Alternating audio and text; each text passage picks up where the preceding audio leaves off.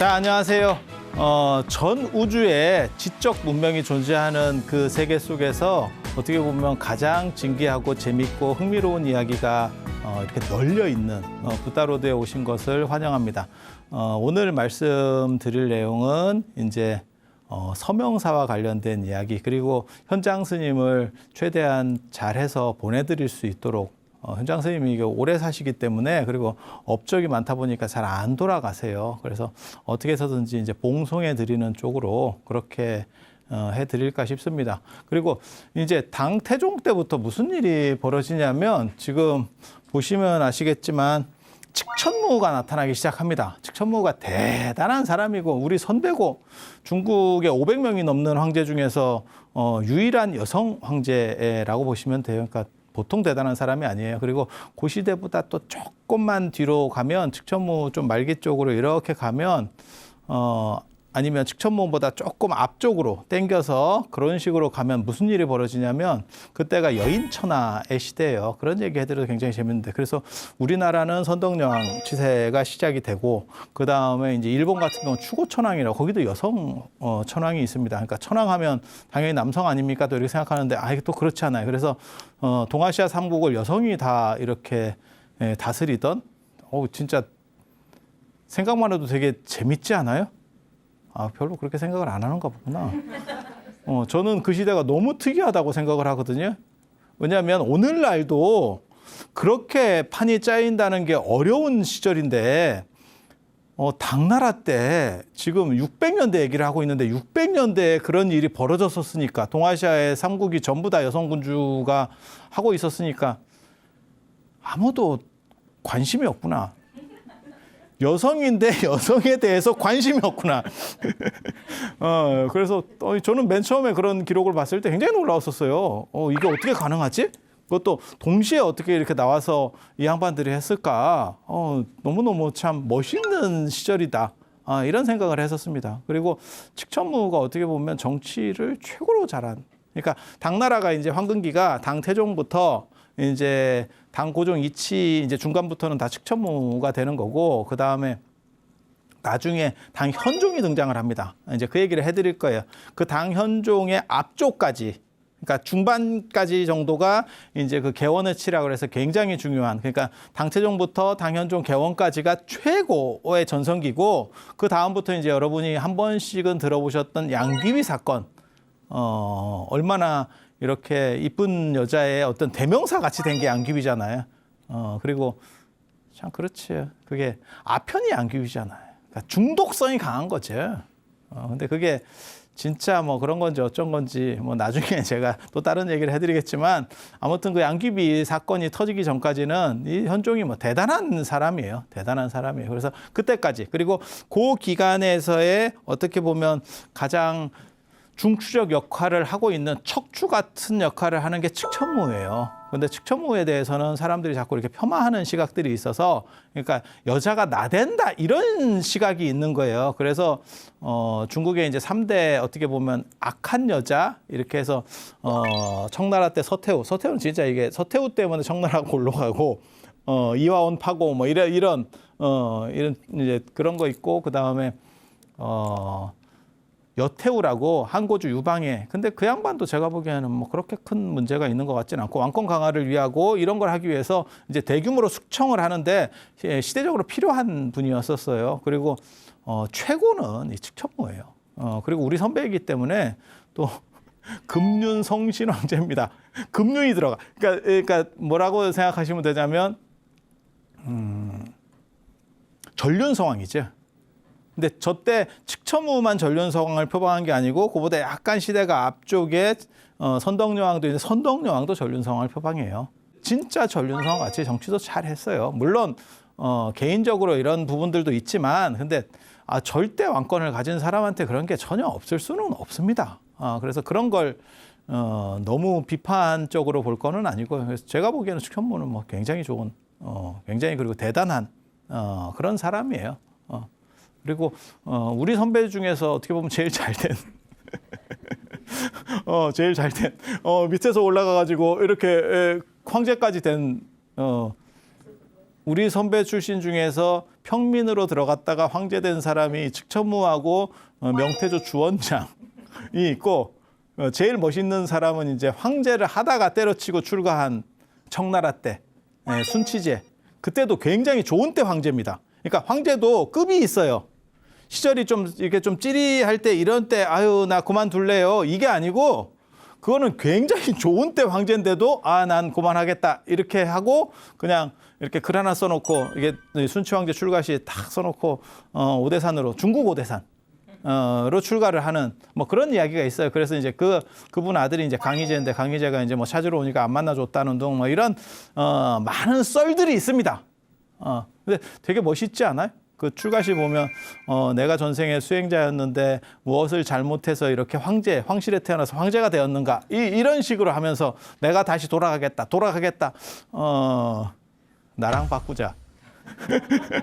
나랑 그렇게 굉장히 멋있어요. 그러니까 있는 사람이 딱 던져버리니까 너무너무 멋있는 거죠. 그래서 그러니까 인도나 이런 쪽에는 임금이라든지 왕자라든지 이런 분들이 출가하는 경우가 굉장히 많아요. 그러니까 정신적 문화 중심이기 때문에. 근데 동아시아에는 물질주의가 좀 많이 있기 때문에 이런 분들이 출가하는 비율이 그렇게 많지 않아요. 그런데 황제가 그것도 뭐 왕자도 아니고 황제가 그냥 딱 하니까. 그리고 이 시대가 이 당나라 때만 번성한 게 아니고 이때 불교가 막 이렇게 막 떡상을 하니까 지금으로 말하면 저게 뭐 테슬라 이런 거예요. 그러니까 서로 막 숟가락 얹으려고 그래서 머리 좋은 사람은 막 다 출가하고 난리가 나던 시절입니다. 그래서 영웅도 많고 복잡합니다. 진짜 복잡해. 복잡하고 재밌는 시대. 그래서 지금 이제 말씀드릴 거는 지난 시간에 대한탑 얘기를 해드렸고 요번에 말씀드릴 거는 사실은 저걸 말씀드리려고 하는 거예요. 서명사라고 하는 절. 이거 굉장히 중요한 절이에요. 굉장히 중요한. 한 4,000칸 정도 된다는 절인데, 이게 뭐 굉장히 많습니다. 저게 이제 원측 스님. 나중에, 원측 스님이, 신라를 대표하는 어떻게 보면, 왕자 출신이고, 그러니까 왕족 출신이고, 그 다음에, 당나라에서도 가장 이름이 높았던 분 중에 한 분이에요. 그런데 애석하게도 우리나라에 못 들어오면서 이제 평가를 제대로 못 받으신 분인데 그분 사찰이 저 서명사고 그 다음에 도선율사가 또 저 서명사 주지를 하고 뭐 이래서 저희가 굉장히 중요한 사찰이에요. 그리고 지금도 가보면 현장 스님하고 원측 스님하고 규기 스님 탑이 이렇게 사리탑이 다 모셔져 있고 뭐 그런 얘기를 해드리려고 하는 거예요. 그래서 제가 이걸 9번째라고 적으니까 왜 저게 저렇게 중요하냐 누가 물어보던데 중요하죠. 왜냐하면 9번째가 황제가 된다는 거는 상대적으로 굉장히 어려운 일이죠. 그냥 생각을 해봐도 번호표 9번인데 9번이 1등으로 올라갔어요. 쉽지 않은 일이에요. 그런데 저 양반은 약간 초탈과입니다. 초탈과. 그래서 당태종이 볼 때는 당신이 영웅적 기질이 있고 막 뒤집어 엎고 막 이런 피들이 자기 아들한테 있으니까 그런 아들을 별로 안 좋아하고 약간 곱상하고 조용하고 이런 식으로 해서 저 9번째 아들 고종을 선택을 했는데 이게 빛과 어둠이 동시에 깔리는 사건입니다. 황제가 되면 초탈하면 안 돼요.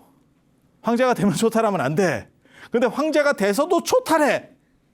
이렇다 보니까 마누라한테 권력이 다 넘어가는 거예요. 그리고 그 마누라가 보통 마누라가 아니고 그게 측천무인데 그게 이제 보통 마누라가 아니고 자기 아버지 후궁이었었어요. 자기 아버지 후궁이었었어요. 그게 이제 무미랑이라고 하는 거거든. 이게 이제 측천무가 무시니까 이제 무가 들어가는 거고 이게 미라는 걸 받아요. 이름을. 이름 얼굴도 되게 이뻤는가 봐. 저게 이쁠 미자거든요. 이게 뭐 열몇 살 때 들어왔는데 되게 이뻤는가 봐. 이게 이 고종이라고 하는 사람이 이제 착한 것도 있는데 너무 착한 거죠. 이렇게 초지일관했지. 초지일관했지. 그래서 마누라 말도 이제 잘 듣고 그 마누라는 아버지의 첩으로 들어갔다가 요즘으로 말하면 첩으로 들어갔다가 다시 불려 들어와서 이제 황후를 제끼고 이거 막 드라마틱한 일입니다. 진짜. 야, 저게 가능한가 싶은 정도의.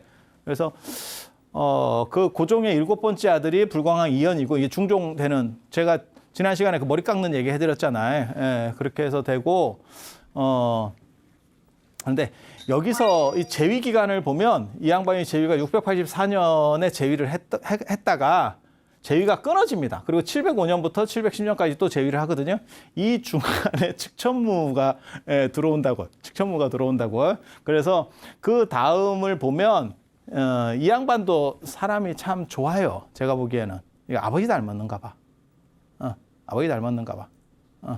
그렇게 해서 좀 물으니까 또 자기 마누라가 또 뭐 해보려고 하는 거 있고, 이때만 하더라도 이제 측천무가 정권을 장악하고 있었을 때인데, 그래서 저거 잠깐 세워놓으니까 조금 위험할 것 같으니까 이게 측천무과입니다. 또 이 유황우라고 하는 사람이 측천무과입니다. 그래서 자기 아들한테 이렇게 황제를 줬더니 그 마누라가 외척이 이제 막 다 해먹으려고 이렇게 작전을 쓰고 있는 거야. 그래서 얘를 폐위시키고 몇 달 만에 폐위시켜버리고 그다음에 자기 넷째 아들. 요 번호가 측천무 아들 넘버입니다. 셋째 아들, 넷째 아들한테 주는 거예요. 그래서 여기 조금 하다가 이제 측천무가 이제 들어가기 시작하는 거예요. 그래서 690년부터 705년까지 측천무가 하고 나중에 이 사람이 다시 들어오거든요. 그건 이제 현종 때문에. 이 사람 아들이 예종 아들이 현종이에요. 현종이 어떻게 보면 쿠데타의 주역입니다. 측천무를 밀어내는 쿠데타의 주역이에요. 그래서 원래 황태자가 656년에 황태자가 있었는데 이거는 측천무 아들이 아니에요. 그래서 황태자를 날리고 658년에 황태자 홍이라고 하는 분을 위해서 만든 절이 이 서명사입니다. 이 서명사예요. 그렇게 해서 했는데 이 양반이 저 서명사가 좀 그래요. 왜냐하면 황태자를 위해서 지은 절인데 왜 그렇게 지었는지는 통밥이 구릅니다. 정확하진 않은데 기록에는 안 나오는데 당고종 이치가 제가 저번에 말씀드렸잖아요. 몸에 병이 있다고. 병이 있어서 이 사람이 더 수동적이 되는 거거든요. 그래서 약간 발작을 하고 아무것도 못해요. 이게 사람이 정황으로 봤을 때. 그래서 태극궁이라고 하는 궁전을 썼는데 거기 약간 이렇게 습기가 좀 올라온대요. 그래서 대명궁이라고 하는 데로 옮겨 짓고 뭘 했는데도 불구하고 사람이 폐쇄적이고 별로 이렇게 활달한 그게 안 돼요. 그래서 그 풍토인가 제가 뭐 아마 그런 것 같다 이렇게 자꾸 발작을 하면 움직일 수가 없으니까 그러니까 이제 측천무가 영향력을 더 발휘할 수 있는 그런 구조고 그렇다 보니까 아들을 위해서 아들이 태어나니까 절을 지은 거예요. 아마 측천무나 이런 사람이 말을 했겠지. 절을 지어서 사천칸으로 지었는데 아이러니하게도 죽습니다.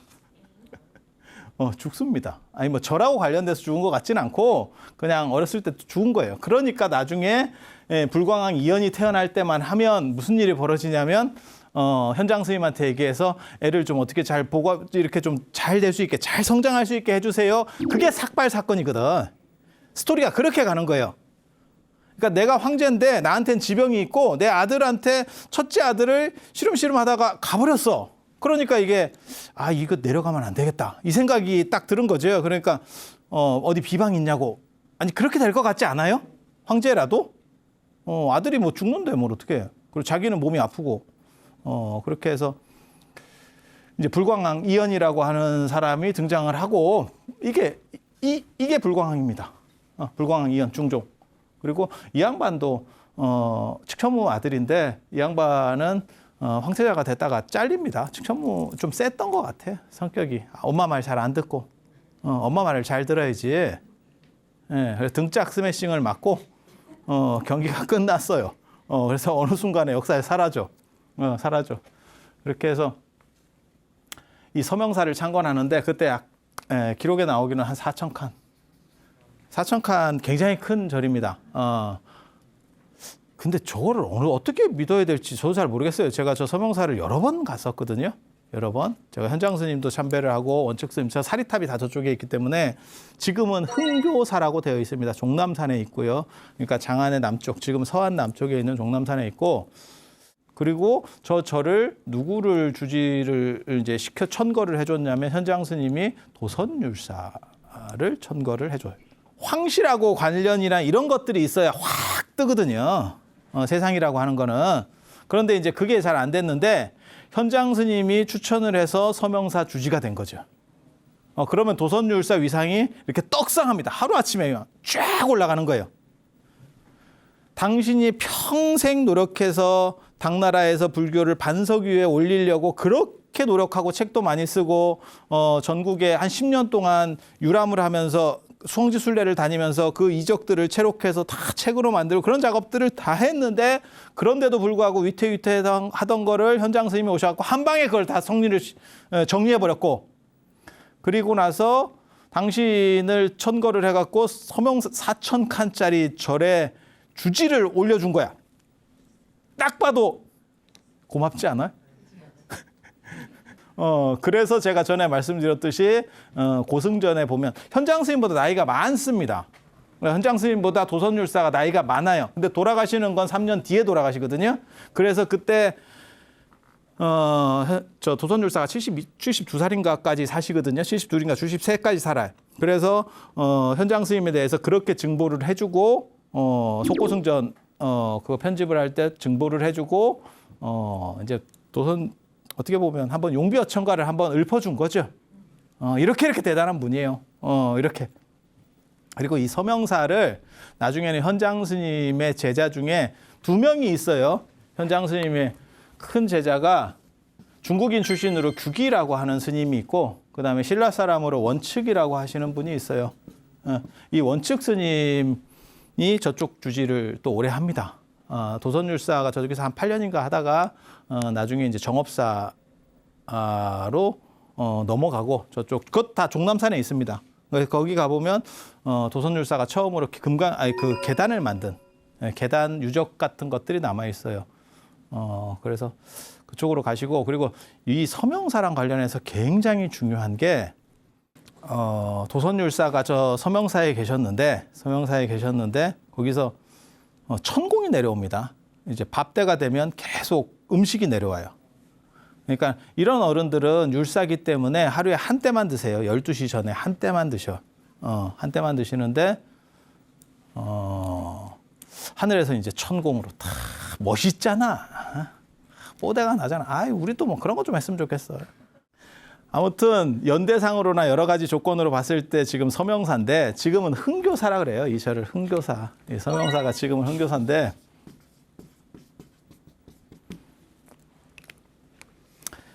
저 절에 그 공양 얘기를 듣고 드시러 오셨대.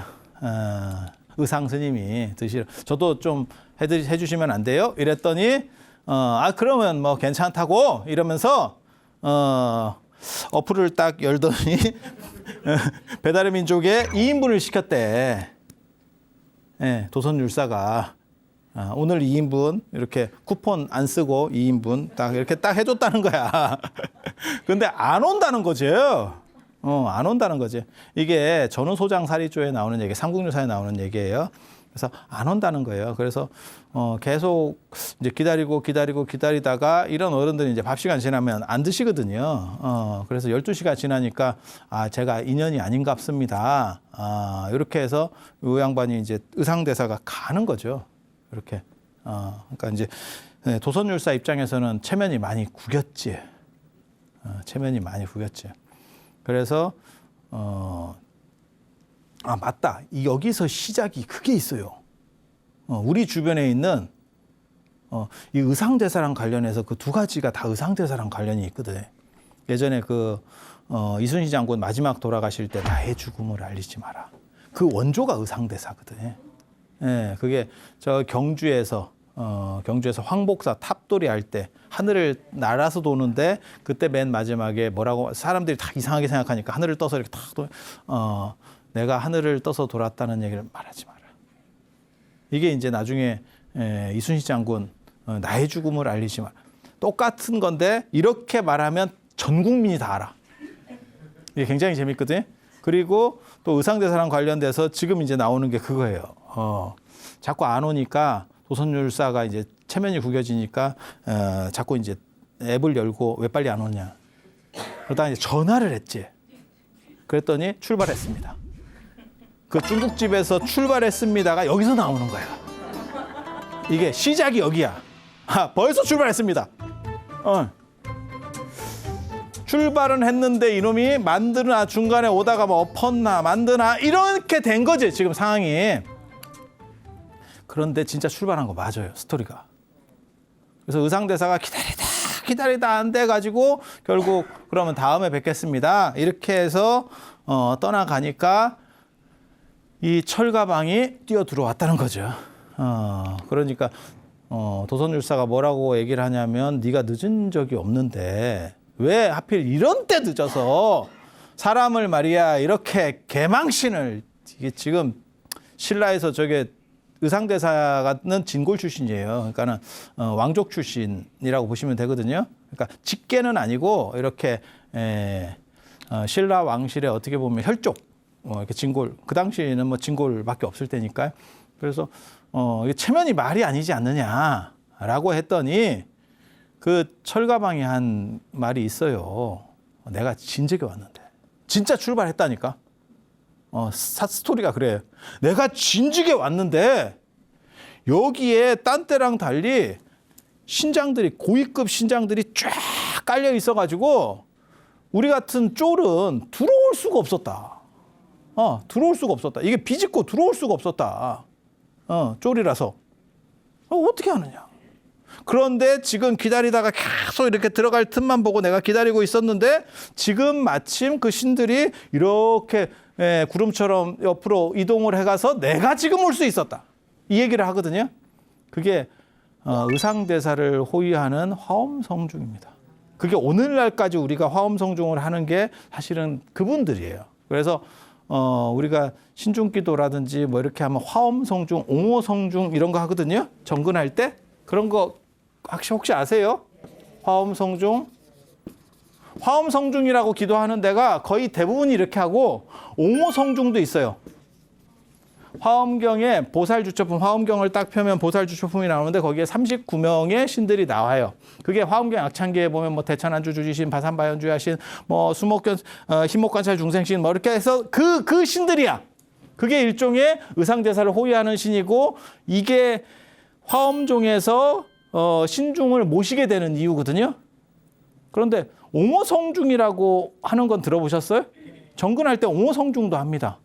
근데 저는 뭐라고 보냐면 이 예전에는 화엄종도 있고 예를 들면 화엄종도 있고 법상종도 있고 이걸 교종이고 그 다음에 뭐 선종도 있고 선종 조계종 그 다음에 뭐 천태종도 있고 뭐 여러 종파들이 많이 있거든요. 통도사 같은 경우는 남산율종이에요.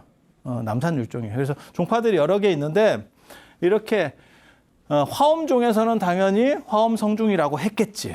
근데 다른 종파에서는 그걸 갖다는 쓰고 싶은데 화엄성중이라고 하면 약간 조금 좀 없어 보이잖아. 남의 거 뺏겨온 게 너무 티가 나잖아. 그래서 옹호성중이라고 했던 것 같아요.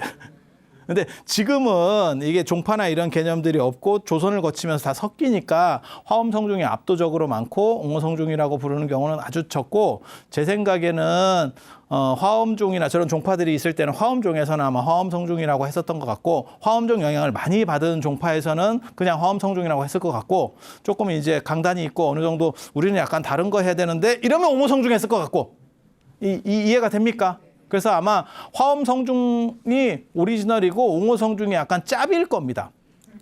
그런 정도라고 보시면 될 거예요. 그리고 그렇게 신중단을 모시고 화엄기도, 화엄신중 기도를 하는 게 여기서 출발을 하는 거예요. 그렇게 해서 아무튼 공양을 못 드시고 갔고 그 다음에 나중에 의상대사가 또 옵니다. 또 옵니다. 그래서 또 만났다고 하는 얘기가 나오거든요. 그래서 무슨 얘기를 하냐면 부처님 천상에 사리가 있는데 부처님 치아 사리가 있다던데 그 사리를 재석천이 모시고 있는데 그거를 좀 빌려달라고 하면 안 돼요? 그걸 스님이 어차피 천상에 이렇게 그 천사한테 얘기해가지고 이렇게 좀 해주시면 안 돼요? 그래서 그 빌려오는 문제가 만들어져요. 나중에 이런 얘기는 내가 송나라 때 한번 그 사리가 고려로 넘어와요. 송나라 때 고려로 넘어와. 그런데 이게 이제 삼국유사 전후소장 사리조에 나오는 이야기고 도선율사는 속고승전에는 도선율사가 안 나옵니다. 속고승전은 자기가 썼잖아. 자기가 썼는데 자기 걸 쓸 수는 없잖아. 그러니까 송나라 때 송고승전에 도선율사 얘기가 또 나와요. 그 뒤에 이해가 되시죠? 그러니까는 양나라 때 승우라는 사람이 쓴 고승전이 그냥 고승전, 그리고 그걸 이어서 썼다 그래서 속편 고승전. 그 뒤에 사람들, 여기서 안 다뤄진 뒤에 분들을 가지고 쓴 건 도선이 쓴 거고, 그 다음에 이제 송나라 때 또 송고승전 이렇게 있는 거예요. 예, 이해가 되시죠? 그 뒤에 편들 이렇게. 그래서 거기 보면 비사문천왕의 아들인 나타가 북방 사천왕 중에서 비사문천왕의 아들인 나타가 이 도선율사를 모셔요.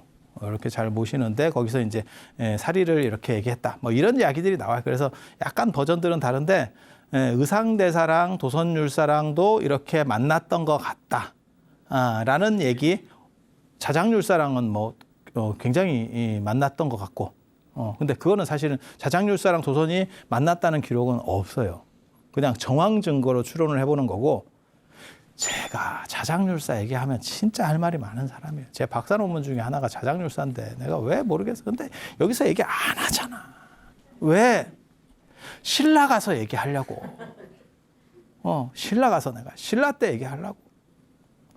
그런데 의상대사랑은 저렇게 만났다는 얘기가 있는데 저게 이제 조금 있다가 또 그런 얘기를 제가 나중에 해드릴게. 저게 화엄종의 위론하고도 관련이 돼요. 화엄종이 율종보다 더 대단하다.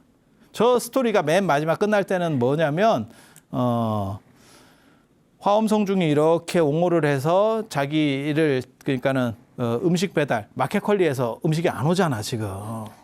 안 오는 게 저 화엄성중을 못 이겨서 그렇구나라는 거고. 그래서 도선율사가 뭐라고 생각했냐면 율종보다 우리 같은 사람들보다 화엄종이 화엄을 배우는 것이 훨씬 더 수승하구나 이랬다는 얘기예요. 그 얘기는 뭐냐면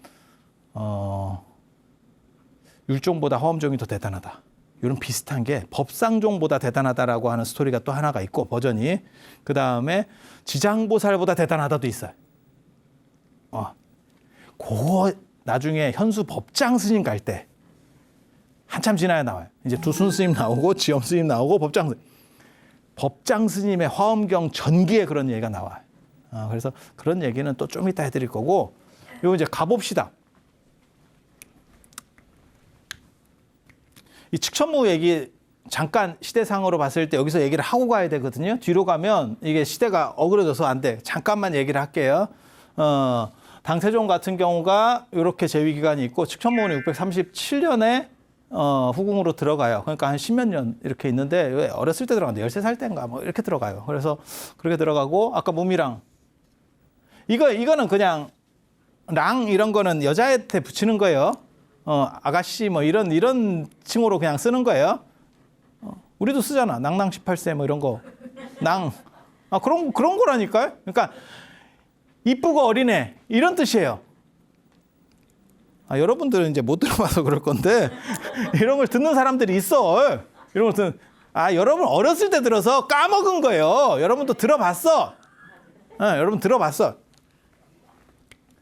그렇게 해서 측천무가 705년에 돌아가세요. 그래서 705년까지 재위가 있는 거고 이때 측천무는 690년에 진짜 자기가 황제가 되거든요.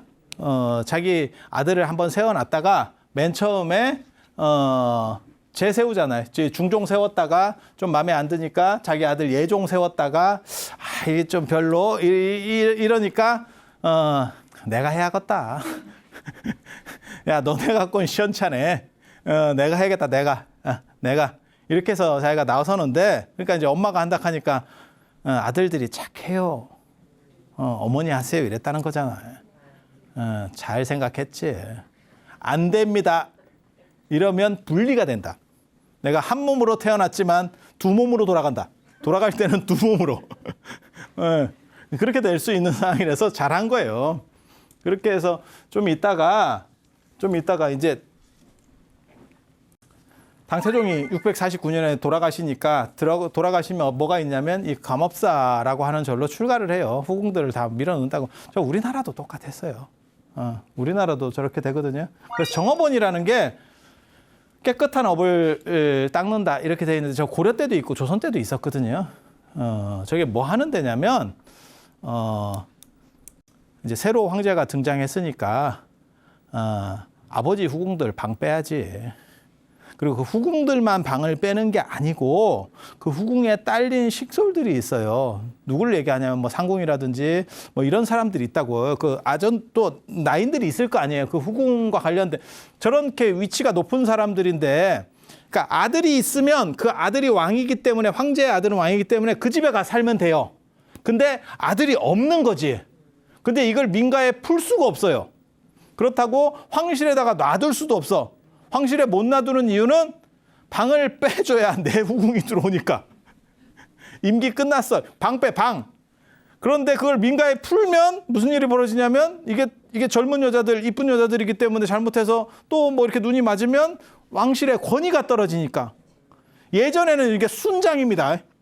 진짜 옛날에는 이렇게 하면 순장을 하는 거예요. 그런데 불교 시절에 이럴 때는 이제 순장은 잔인하고 그건 이제 중국도 예전에 없어져요. 그런 게 우리도 없어지고 빨리 없어져. 그렇게 되는 거고. 그래서 중국에는 이제 이 인형 같은 거 넣고 뭐 나무 인형 넣고 뭐 이런 식으로도 하거든. 그래서 그런 부분들도 있고 그러니까 절로다가 다 넣는 거예요. 절로 넣어서 선왕의 명복을 비는 그냥 강제로 다 이제 머리 밀리는 거죠. 머리 밀리는 거죠. 그런데 2년 뒤에 복귀합니다. 이게 아마 연도나 이런 걸로 봤을 때 대상, 3년상 끝나는 정도쯤에 끝내서 데리고 오는 것 같아요. 그리고 당 고종이 칙천무를 너무 좋아해서 근데 칙천무가 이쁩니다. 제가 칙천무 얼굴을 봤잖아. 칙천무가 이뻐요. 근데 지금 나오면 먹히는 스타일은 아닙니다. 여러분들도 예전에 잘 먹혔을 거예요. 이게 당나라풍들이 있어, 지금. 이렇게 보면.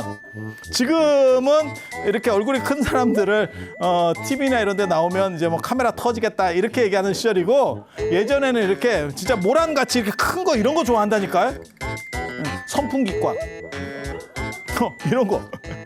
그래서 칙천무 얼굴이 남아있어요. 그러니까 제가 칙천무가 어떻게 생겼다라는 게 있거든요. 그게 뭐냐면 어디에 나오냐면 용문석굴에 보면 봉선사 노산화동이라고 하는 데가 있어요. 저 용문석굴이 제가 전에도 말씀드렸어요. 저기 가면 불상이 14만 불 정도가 있다. 14만 2천 불입니다.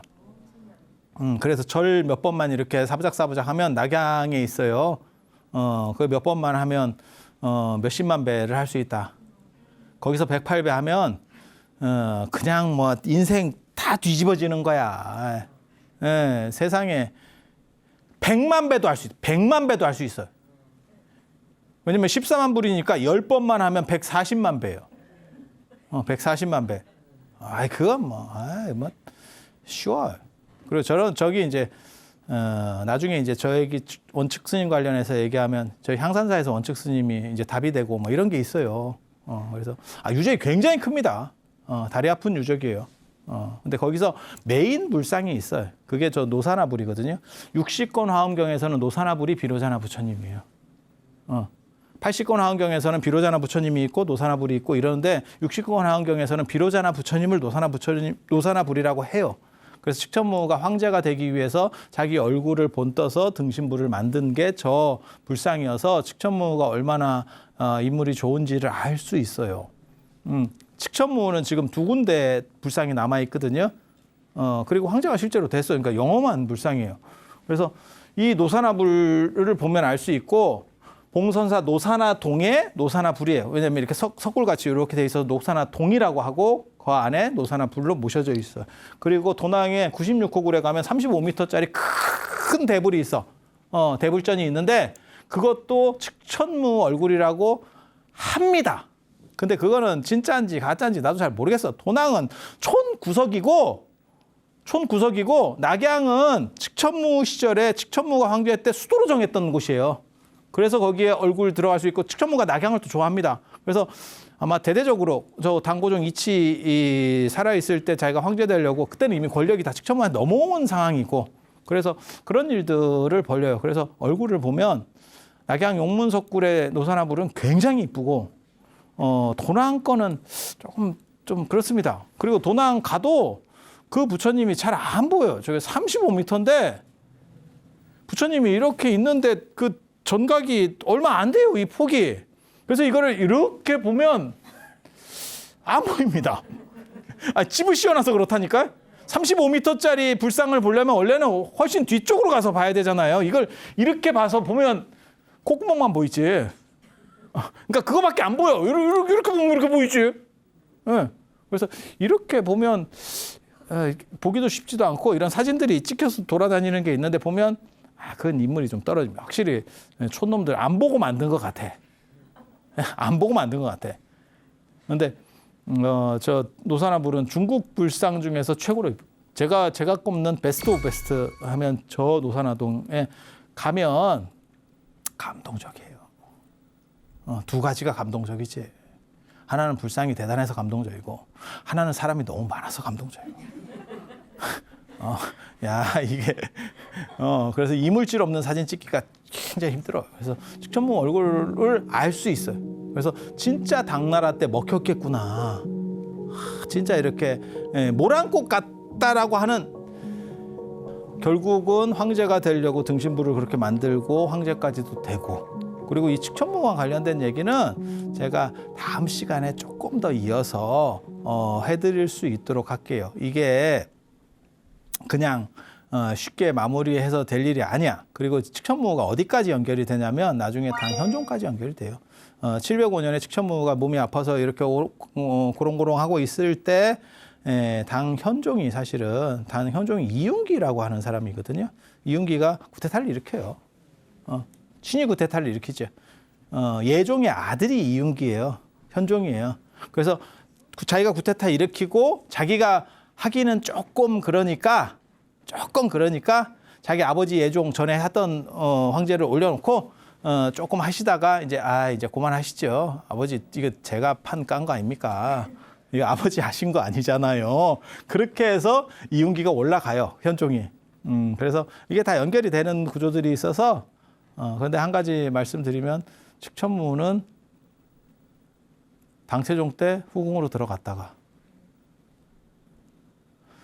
다시 당세종 돌아가시고 나서 3년째에 다시 입궁을 했다가 기존에 있는 당 고종의 황제를 죽이고 제끼고 제거하고 거기 이제 사건이 또 있거든.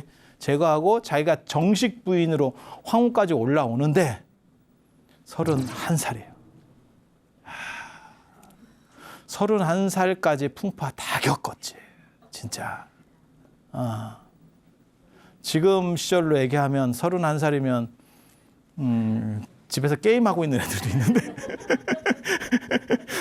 집에서 게임하고 있는데 얘는 인생을 맨바닥에서 시작해가지고 그것도 절에까지 한번 갔다가 아버지 첩이었던 사람이 아들한테 내려오는 게 유교 문화나 이런 게 작동하고 있으면 굉장히 어려운 일인데 그걸 다 극복하고 그것도 황후가 있는데 그걸 또 제끼고 그건 뭐 대단하지. 기황후도 못했어.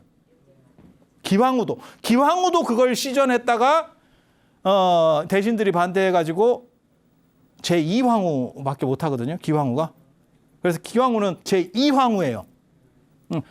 황제는 시키려고 했어. 안 됐어. 측천무는 그걸 밀고 했어. 그리고 그때 반대했던 장손묵이나 이런 사람들을 다 기억하고 있어. 그 사람들이 나중에 어떻게 됐는지는 상상해 보면 돼. 그게 다 개국공신들이었는데. 너네 살생부. 이렇게. 기황후 아들이 먼 나라 마지막 황제까지 해요. 북원의 마지막 황제가 기황후 아들이에요. 그래서 기황후도 다 잡았어. 하지만 1등 황후는 못했어요. 근데 여기는 1등까지. 멋지지 진짜. 세상에 이런 여장부가 있나 싶어요. 그런데 남자들은 남성주의 구조에서 이 꼴을 못 봐서 더럽게 씹었던 거예요. 더럽게 씹었던 거예요. 그리고 측천무 시절에 당나라는 떡상합니다. 정치도 잘하고 엄청난 문화적으로도. 그래서 그런 얘기 제가 다음 시간에 이어서 조금 더 해드리고 현장 스님을 또 보내드리고 이렇게 할 수 있도록 하겠습니다. 자, 들어주셔서 감사합니다.